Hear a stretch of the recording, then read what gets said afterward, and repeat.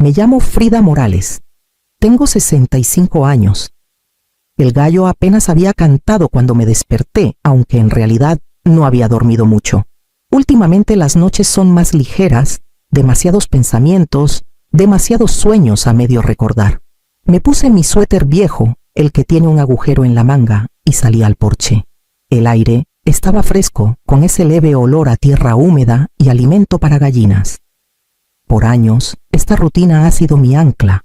Primero el café negro y fuerte, luego las gallinas. Todavía les hablo como si fueran niños, les pongo nombres, las regaño un poco, les digo palabras cariñosas. Desde que Rafael murió, su ruido era lo único que llenaba las mañanas. A veces aún espero escuchar sus botas en los escalones, ese crujido en la tercera tabla del porche, donde siempre se detenía a estirar la espalda. La granja parece cansada ahora. El tejado se hunde donde la tormenta de la primavera pasada golpeó y las cercas se inclinan como ancianos esperando el camión. Mantengo todo funcionando, pero cada año se vuelve más difícil. Algunas mañanas me paro junto a la ventana y me sorprendo contando las grietas en la pared de la cocina, preguntándome si me he convertido en una de ellas, algo que sigue en pie, pero apenas. Cuando salió el sol, la luz se derramó sobre el campo como miel sobre una tortilla, tornando cada brizna de hierba en oro. Antes eso me consolaba. Últimamente me recuerda cuánto tiempo ha pasado desde que alguien más estuvo aquí para verlo. Esa mañana, mientras tomaba mi café, noté que la banderita del buzón al final del camino de tierra estaba levantada. Algún camión debió haber pasado antes del amanecer. Mi corazón dio un vuelco extraño. Ya casi nadie me escribe cartas. Me limpié las manos en el delantal y caminé por el sendero de grava, el sonido de cada paso resonando en el silencio. Para cuando llegué al buzón y saqué el sobre blanco y grueso con el sello Propiedad Morales La Mañana, ya no se sentía quieta. El sobre no era una factura ni un volante, estaba impreso en papel crema grueso, de esos que huelen ligeramente a tinta y dinero. Dentro había una carta de una constructora en Guadalajara. Estaban comprando terrenos en las afueras para un nuevo proyecto residencial y estaban especialmente interesados en adquirir la propiedad Morales. El número al final de la carta me dejó sin aliento. 180,000 pesos. Me senté en la mesa de la cocina con la carta extendida bajo mis manos. La tinta brillaba bajo la luz nítida y definitiva. Durante años bromeé que mi tierra valía más en maleza que en pesos, pero ahora alguien la quería. Quería la tierra que había absorbido el sudor de mi esposo y mis mañanas. Esa tarde manejé hasta el centro de San Miguel de Allende para encontrarme con el hombre que envió la carta. Se llamaba el señor Isaac Vargas, un hombre educado con traje gris, que no se molestó en fingir que alguna vez había tocado una pala. Habló con una calidez ensayada, asegurándome que la tierra se convertiría en una hermosa comunidad nueva. Sus ojos brillaron cuando mencionó el plan de pagos. Escuché con las manos cruzadas en mi regazo. Una parte de mí quería salir corriendo, pero otra, más callada y vieja, sabía que no podía aferrarme para siempre. El tejado del granero necesitaba reparaciones. La bomba del pozo tosía más de lo que funcionaba, y mis articulaciones se endurecían con cada temporada. No firmé nada ese día, pero la cifra me siguió a casa como un susurro que no podía callar. Esa noche no pude dormir y pensé en Rafael. Lo imaginé sentado al pie de la cama frotándose las manos después de un día largo. Había trabajado esta tierra hasta la última semana de su vida, creyendo que nos sobreviviría a ambos. Susurré una disculpa en la oscuridad, aunque no estaba segura si era para él o para mí. 3 días después, volví a encontrarme con el señor Vargas. Mi mano tembló al firmar los papeles. Cuando se fue me senté en la mesa mirando el espacio vacío donde había estado la carta. La granja aún era mía por ahora, pero ya sentía que empezaba a perderla. Había pasado casi un mes desde que vendí la granja. Los papeles estaban listos, los fondos depositados discretamente en mi cuenta y la vida volvió a su ritmo habitual, salvo por una calma extraña, casi demasiado cuidadosa, como si estuviera esperando a que alguien notara algo. Esa mañana estaba arrodillada junto al gallinero cuando escuché el crujir de llantas en el camino de grava. Me protegí los ojos del sol y ahí estaba el auto blanco de mi hija, deslizándose hacia la casa como si nunca hubiera olvidado el camino. Leonor no había venido en semanas, no desde su cumpleaños. Incluso entonces, apenas se quedó lo suficiente para terminar un pedazo de pastel. Bajó del auto en tacones, tambaleándose en la tierra, y gritó: «¡Mamá, te ves increíble!». Su sonrisa era brillante pero tensa en las comisuras de esas que pones para las fotos. Me limpié las manos en el delantal y la encontré a medio camino. Me dio un beso en la mejilla, oliendo a perfume y a puro. Adentro se sentó en el borde del sofá mirando alrededor, como si viera mi sala por primera vez. «Realmente has mantenido bien este lugar», dijo tamborileando los dedos en su bolso. «Oh, y ayer me encontré a la señora Gómez en el pueblo. Mencionó algo sobre una construcción cerca de tu terreno. ¿Lo vendiste?». La pregunta cayó suave pero con peso. Respiré hondo eligiendo mis palabras. «Sí», dije, «hace unas semanas». Sus ojos se abrieron con demasiado entusiasmo para ser solo sorpresa. «Mamá, eso es genial. ¿Cuánto te pagaron? Espero que te hayan dado un precio justo». «Fue justo», dije, manteniendo el tono calmado. Ella se inclinó hacia adelante. «Sabes, Gabriel y yo hemos estado hablando de expandir nuestro negocio. Solo una pequeña inversión podría, ¿no, Leonor?». La palabra salió más baja de lo que esperaba, pero la detuvo a media frase. Su sonrisa vaciló, luego se desvaneció por completo. El aire entre nosotras cambió, volviéndose denso y desconocido. Se levantó recogiendo su bolso. «Has cambiado, mamá». La vi caminar hacia la puerta, sus tacones golpeando fuerte contra el suelo de madera, y por primera vez en años sentí que no conocía a mi propia hija. Pasaron 3 días antes de que viera a Leonor de nuevo. Esta vez no vino sola. Cuando salí al porche tras escuchar 2 puertas de auto cerrarse, mi estómago se apretó. Junto a ella estaba mi hijo Miguel, de hombros anchos, ojos rojos y oliendo levemente a cerveza, incluso bajo el sol de media mañana. «Hola, mamá», dijo, forzando una sonrisa que no llegó a sus ojos. Leonor me contó las buenas noticias. «Vendiste la granja». El tono de Leonor era más ligero que el aire. «Solo pensamos que deberíamos hablar sobre cómo manejar todo. Ya sabes, juntos. No los invité a pasar, pero entraron de todos modos, como hacen los hijos cuando aún creen que todo lo que ven les pertenece». Miguel tomó el sillón junto a la ventana con la rodilla temblando mientras Leonor se sentó frente a mí, cruzando las piernas como si estuviera en una reunión. Crucé las manos en mi regazo. «No hay nada que manejar», dije. «La granja está vendida». «Eso es todo». Miguel se inclinó hacia adelante. «Vamos, mamá. Somos familia. No pensaste que te quedarías con todo ese dinero para ti. ¿Verdad, papá hubiera querido que compartiéramos?» Mencionar a Rafael fue como una piedrita lanzada contra mi pecho. Miré a mi hijo, a la barba rala en su mandíbula, al cansancio en su rostro que antes creía que venía del trabajo, pero ahora reconocía como algo más. «Pasé 8 años manteniendo esa tierra sin que se derrumbara después de que tu padre murió», dije. «Ni una sola vez ofrecieron ayudarme con una cuenta». «No es justo», espetó Leonor. «Tenemos nuestras propias responsabilidades. Nunca pediste ayuda». «Porque no debería haber tenido que hacerlo», dije en voz baja. Miguel se levantó paseándose. «No puedes quedarte con ese dinero, mamá. Estás jubilada. ¿Qué vas a hacer con él?». «Eso lo decidiré yo», respondí. Se detuvo y me miró fijamente. «Estás cometiendo un error. Podríamos invertirlo, duplicarlo. Actúas como si todo fuera tuyo». «Es todo mío», dije. «Lo gané manteniendo viva esa tierra cuando a nadie más le importó». Leonor se levantó junto a él, su voz volviéndose cortante.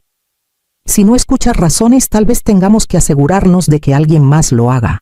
Miguel tomó sus llaves de la mesa. «Volveremos cuando estés lista para hablar con sentido».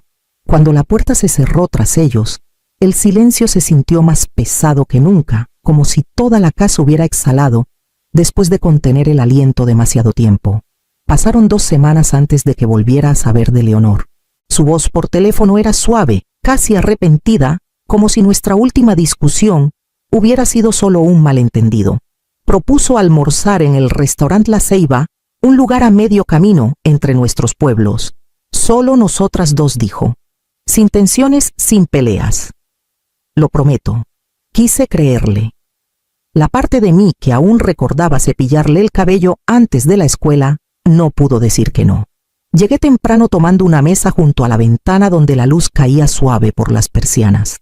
Leonor entró unos minutos después, pero no estaba sola. Gabriel la seguía sonriendo como los vendedores que ya saben que vas a comprar. Mamá dijo. Leonor alegremente sentándose en la mesa. Espero que no te moleste que Gabriel se uniera. Él es mejor explicando cosas de dinero. Sonreí débilmente. Explicando qué exactamente. Gabriel juntó las manos su reloj, reflejando la luz. Leonor me contó sobre la venta. Felicidades, de verdad. Es una gran decisión. Solo queremos asegurarnos de que estés manejando todo con cuidado. Grandes sumas pueden ser complicadas, especialmente a tu edad.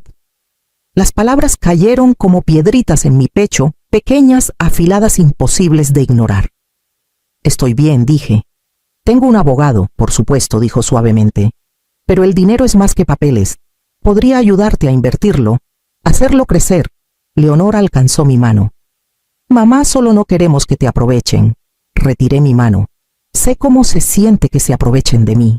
Por un momento la mesa quedó en silencio, salvo por el zumbido del ventilador del techo. Luego me deslicé fuera de la mesa, dejé unos billetes por mi café y caminé hacia la puerta. Mis piernas estaban firmes, pero mis manos temblaron todo el camino de regreso al auto. No dormí la noche después del restaurante. Cada vez que cerraba los ojos, veía la sonrisa de Gabriel, delgada, ensayada, llena de una amenaza silenciosa. Al amanecer tomé una decisión. El miedo podía mantenerme despierta, pero no me mantendría quieta. Manejé a Guadalajara esa mañana pasando por los mismos campos que Rafael trabajó alguna vez ahora, medio cubiertos de bulldózeres y letreros que prometían nuevas casas próximamente. El mundo avanzaba sin mí y no iba a dejar que mis hijos me sacaran de él.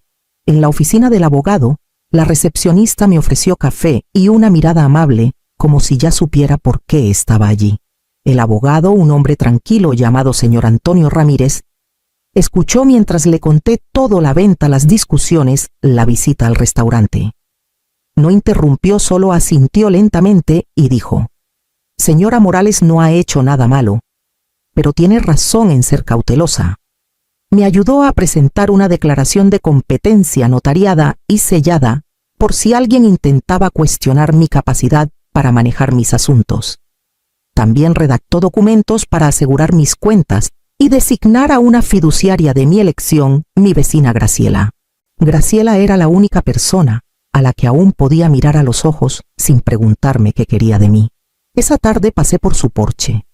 Ella estaba podando rosas con su viejo sombrero de jardinería. Me preguntaba: ¿cuándo vendrías? Dijo suavemente. Has estado muy callada últimamente. Le conté todo.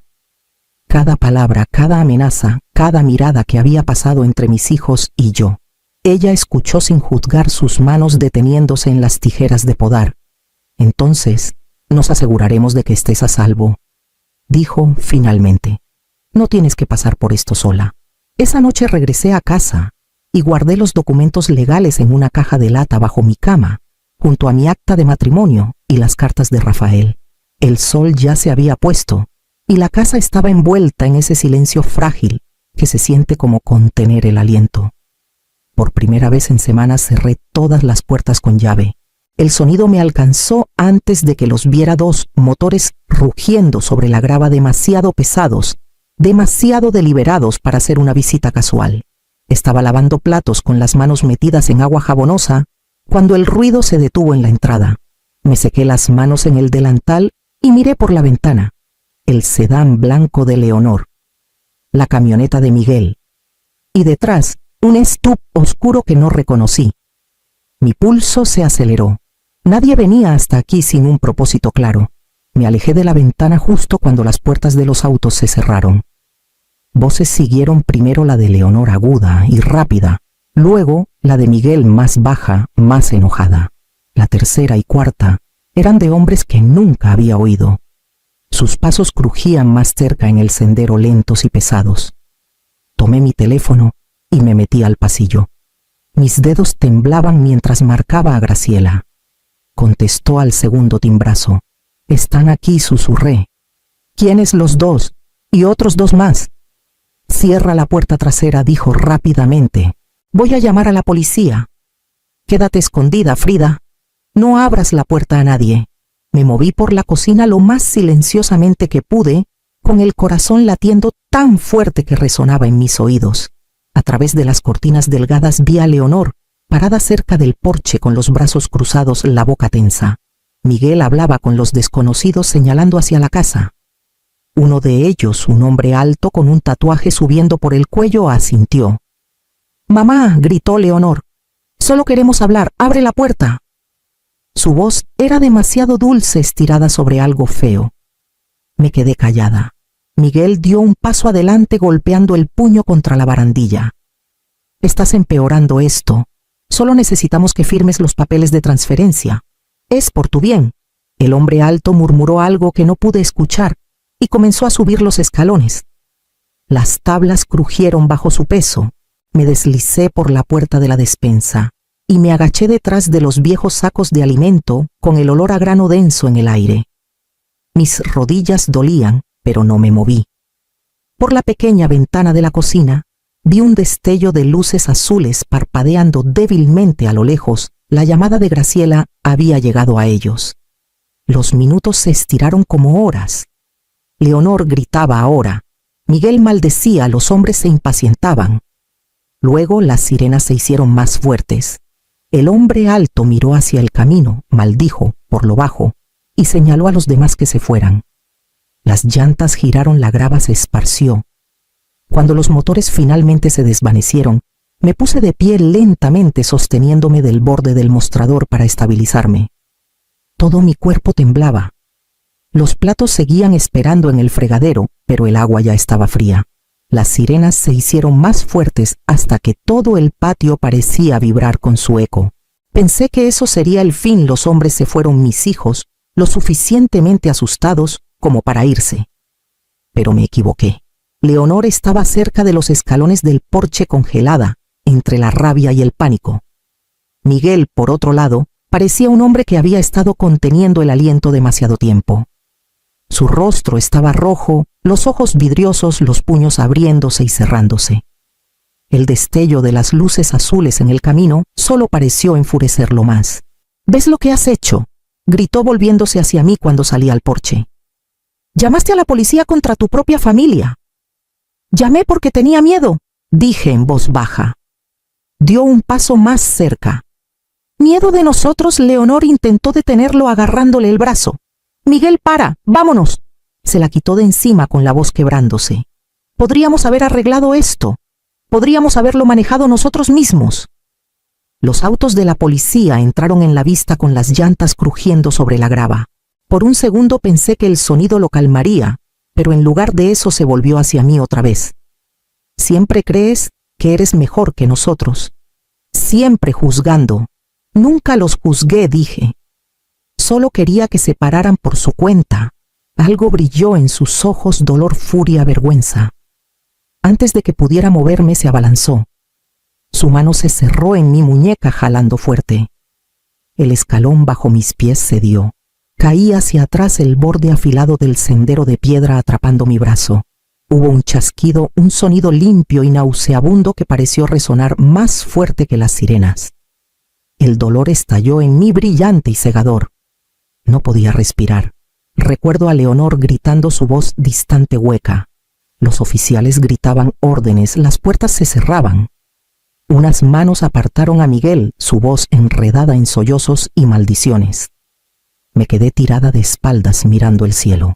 Era una tarde clara del tipo de azul de Michoacán que Rafael decía que parecía lo suficientemente cerca para tocarlo. Por un momento intenté alcanzarlo con mi mano buena, pero el peso de todo, de los años, del amor, de la traición, me mantuvo inmóvil. En algún lugar arriba, la voz de un oficial pidió una ambulancia. Pero yo ya estaba en otro lugar, perdida entre el dolor y la incredulidad, escuchando los llantos de mi hijo desvanecerse en la distancia. El hospital olía a antiséptico y lluvia. Entraba y salía del sueño despertando con el leve pitido de las máquinas y el dolor sordo que palpitaba en mi brazo. Todo se sentía distante, como si le estuviera pasando a alguien más. Graciela llegó la mañana siguiente con un pequeño ramo de margaritas. Las puso en la mesa junto a mi cama y tomó la silla a mi lado. Por un rato no dijo nada. Solo me miró con los ojos suaves y preocupados. Los arrestaron, dijo finalmente. A Miguel. A Leonor también por allanamiento. Los oficiales dicen que enfrentarán cargos una vez que estés lista para dar tu declaración. Asentí lentamente. Mi garganta dolía, pero no por la caída. Nunca quise esto, Graciela. Quería que estuvieran a salvo. Pensé que si les daba tiempo recordarían quiénes eran. Tomó mi mano con cuidado, evitando el suero. No puedes culparte por sus decisiones. Giré la mirada hacia la ventana. La lluvia golpeaba suavemente el cristal. Hay algo que nunca les dije, sobre el dinero. Graciela se quedó callada dejándome hablar. No lo estaba guardando para mí. Mi hermana Alejandra, antes de morir, me dijo que deseaba poder ayudar a mujeres que no podían pagar tratamientos. Vendí la granja para iniciar una pequeña fundación en su nombre. El Fondo Esperanza Alejandra. Eso era todo esto. Graciela apretó los labios con los ojos brillando. No le debes explicaciones a nadie, Frida, pero eso es hermoso. Miré mi brazo vendado, aún hinchado bajo la gasa.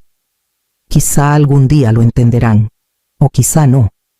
Graciela apretó mis dedos. Lo entiendan o no, ya hiciste lo correcto.